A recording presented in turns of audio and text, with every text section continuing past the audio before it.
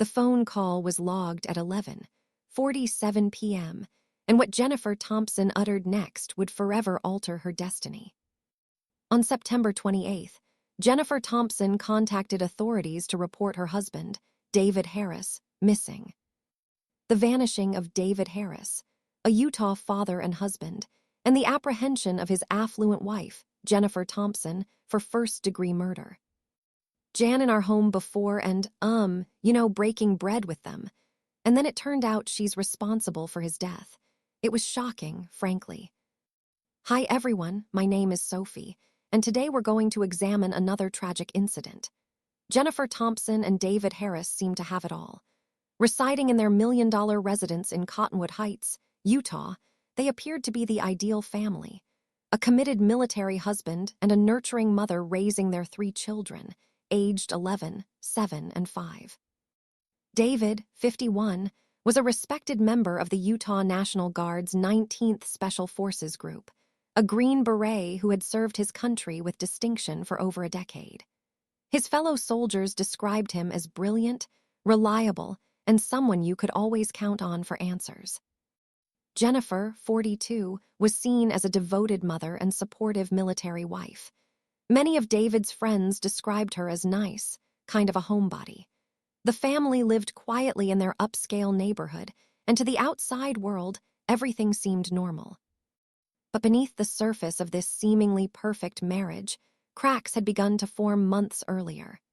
The couple had been considering divorce since July 2024, and court documents revealed a highly dysfunctional relationship that had been deteriorating for some time. In August 2024, Jennifer filed for a temporary protective order against David, claiming she needed protection from her husband. However, when the case went before the court, the judge made a decision that would prove to be fatally significant.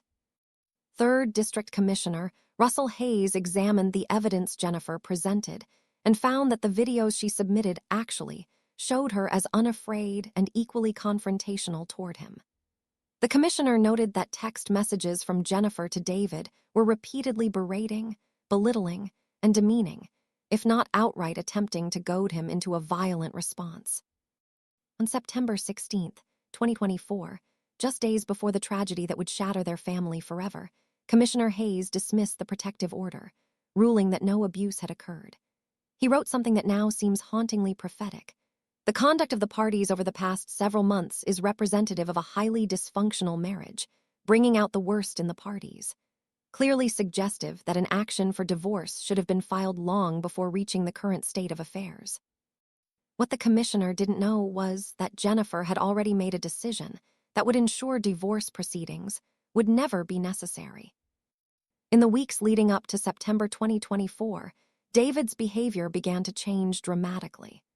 According to his friends, Jennifer's erratic behavior had become so disturbing that David spent much of the final weeks of his life sleeping at a National Guard facility out of concerns for his safety.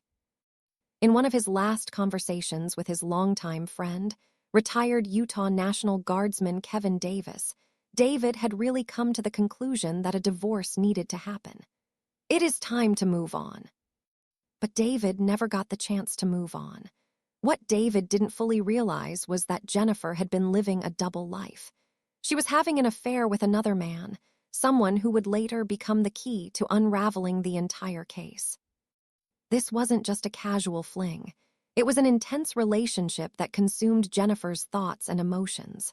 On September 19, 2024, just 2 days before the murder, Jennifer showed her lover something that should have been a warning sign. She displayed a loaded gun to him, a Glock 19X that she kept in their home. At the time, he probably thought nothing of it. After all, many military families owned firearms. But prosecutors would later reveal that Jennifer had been calculating and methodical in her planning. She had arranged for their 3 children to stay at her parents' house the night she planned to kill their father. The stage was being set for a confrontation that would end in tragedy. September 20th, 2024, started like any other day. But by evening, the fragile facade of the Harris-Thompson marriage would finally crumble. David had discovered the truth about his wife's affair, and witnesses would later report hearing a heated argument between the couple that night. According to Jennifer's later confession, David confronted her, yelling at her because he knew she had been sleeping with someone else. The argument was intense, with years of marital problems finally exploding into the open. But what happened next would haunt everyone who learned about it. In the early hours of September 21st, 2024, as David lay sleeping in their master bedroom, completely vulnerable and unaware of the danger he was in, Jennifer made a decision that would destroy multiple families forever. She took his own 9mm handgun and shot her husband in the head while he slept. According to her own confession, she then put David's body into a rooftop storage container, sliding it down the stairs of their home before loading it into the back of their minivan. She smashed his phone and drove his truck to a nearby neighborhood, abandoning it blocks from their home. Then, in what can only be described as a methodical cover-up, Jennifer drove north with her husband's body and buried him in a shallow grave at a location that remains unknown to this day. When she returned home, she began an extensive cleanup operation. She bleached the walls, used carpet cleaning supplies throughout the master bedroom, and ordered a new mattress to replace the blood-soaked one where David had been killed.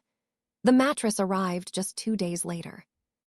But Jennifer's most critical mistake was yet to come. On September 22nd, just before midnight, Jennifer showed up at her lover's home and made a confession that would ultimately lead to her arrest. She told him everything: how she had killed David, how she had disposed of his body, and how she had cleaned up the crime scene. The man noticed bruises on Jennifer's body during their conversation, and when he asked about them, she casually explained that she had gotten them while burying her husband and cleaning the house of evidence. Her lover was terrified by what he had heard. This woman he thought he knew had just confessed to cold-blooded murder with an almost casual demeanor. The truth was about to come out, and it was worse than anyone imagined. Jennifer's lover was so disturbed by her confession that he decided to record their next phone conversation. When he told Jennifer that he was frightened by what she had told him, her response was chilling and would become one of the most haunting pieces of evidence in the case. "Wow, if you think I could even hurt a fly," she said. "Like he's not a person. He wasn't a person anymore. He wasn't David." The cold detachment in her voice was unmistakable. She had dehumanized her husband so completely that his death meant nothing to her. But Jennifer's disturbing revelations didn't stop there. When her lover asked if she would be afraid if the situation were reversed, Jennifer replied, "Not if I deserved it. I always preached that I was like the Queen of Hearts in my past lives because I'm like, off with their heads. I'm like, if we could just round up the scum of this earth and put them on an island, or just kill them all, I could ship-shape this country back to a good place." Jennifer also asked her lover not to think of her as a monster and to remember who she was before she opened her mouth. The irony was not lost. She was asking for understanding after confessing to murdering the father of her children in cold blood. What made this conversation even more significant was that it took place before David was officially reported missing. Jennifer was already referring to her husband in the past tense, even though no one else knew he was dead. 6 days after her confession to her lover, Jennifer finally reported David missing to police. She told them that David had said he would be gone for a week and told her not to call him. Meanwhile, the Utah National Guard had already begun searching for David when he failed to report for duty on September 23rd. But unbeknownst to Jennifer, her lover had been collecting evidence against her. He had taken screenshots of their text messages and recorded their phone conversations. On October 2nd, 2024, he finally contacted police with information that would crack the case wide open. What happened next would shock even the most seasoned investigators. When Cottonwood Heights police executed a search warrant on the Harris Thompson home on September 28th, they discovered a scene that told a very different story than the one Jennifer had been telling. In the master bedroom, investigators found a large blood-stained spot in the carpet underneath the bed. Blood was also found on the bed frame slats, which corroborated exactly what Jennifer had told her lover. The house reeked of bleach, and there were reddish-brown spots on the walls, bed frame, and blinds. Most tellingly, the mattress in the bedroom was brand new. Phone records would later show that Jennifer had ordered it on September 24th, just 3 days after the murder, and it had been delivered 2 days later. During the investigation, police also discovered GPS data from Jennifer's phone showing her movements on September 21st and 22nd. The data showed her traveling to the location where David's truck was found at around 6 a.m., and later tracking her journey north toward Davis County, exactly where she claimed to have buried his body. On October 2nd, 2024, armed with the recorded confessions and physical evidence, police arrested Jennifer Thompson on charges of first-degree murder and obstruction of justice. But the investigation was far from over. On October 24th, 2024, Jennifer's parents, Thomas Thompson, 71, and Rosalie Thompson, 67, were also arrested and charged with 4 counts of obstruction of justice. Police discovered that the couple had spent over 5 hours at Jennifer's house in late September, despite initially claiming they were only there for less than an hour to pick up clothing. Investigators found that Rosalie had purchased the new mattress and had her phone remotely reset, losing all data about her whereabouts during the cleanup period. When police questioned Thomas about the master bedroom and alleged cleanup, he told them, "I did not go in where the incident happened," inadvertently revealing knowledge of a crime scene. During a search of the parents' home, police found a Glock 19X gun box wrapped in a child's onesie inside a plastic tote near Jennifer's bedroom. The container matched the description of the gun Jennifer had shown to her lover on September 19th. The family had tried to cover up the perfect murder, but their web of lies was quickly unraveling. Months have passed since Jennifer's arrest, but David Harris's body remains missing. Extensive search efforts have covered multiple counties, extending from Davis and Weber counties all the way to Box Elder County near the Utah-Idaho border. Over 70 searchers have participated in the ongoing efforts to find David, including law enforcement, volunteers, and David's own military friends who have organized their own search parties. As his friend Kevin Davis said, "The fact that the search is now in its 5th month keeps them up at night." John Nash, David's fellow Green Beret who served with him for 12 years, has been frustrated by the ongoing search efforts. He said, "Having had Jennifer in our home before, breaking bread with them, it turned out she's responsible for his death. It was shocking, frankly." During recent court hearings, prosecutors revealed that a vehicle storage container had been found floating in water, and it contained Harris's blood inside.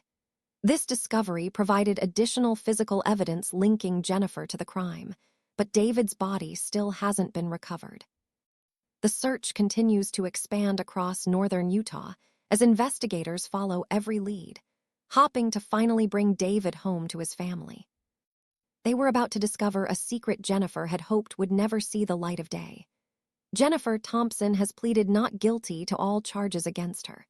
She faces 1 count of first-degree murder, 5 counts of obstruction of justice, 1 count of possession of a controlled substance, 1 count of abuse or desecration of a human body, and 1 count of tampering with a witness.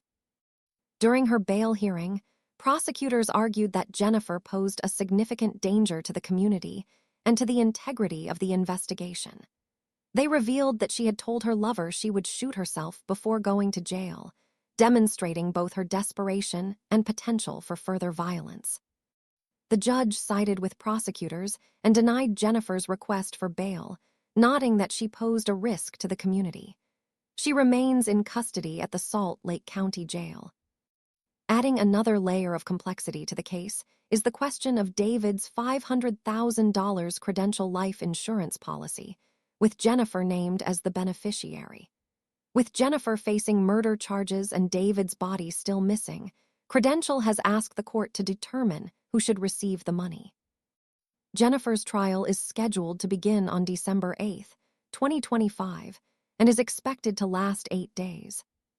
Perhaps the most heartbreaking aspect of this case is the 3 children who have lost both parents, 1 to murder and 1 to prison.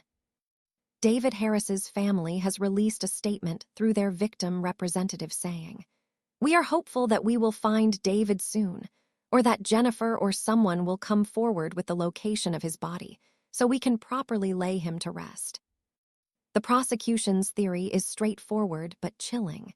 Jennifer Thompson killed her husband because he discovered her affair, and she wanted to be free to pursue her relationship with her lover. Rather than go through a messy divorce that might have resulted in shared custody and financial obligations, she chose murder. As we await Jennifer Thompson's trial in December 2025, one question haunts everyone involved in this case. How does a mother of 3 justify destroying so many lives for the sake of an affair? Perhaps we'll never fully understand the depths of Jennifer Thompson's selfishness and cruelty. What we do know is that her actions have created wounds that will never fully heal. Justice may eventually be served, but David Harris will never come home to his children. And somewhere in northern Utah, a devoted father and soldier lies in an unmarked grave, waiting for someone to finally tell the truth about where he can be found.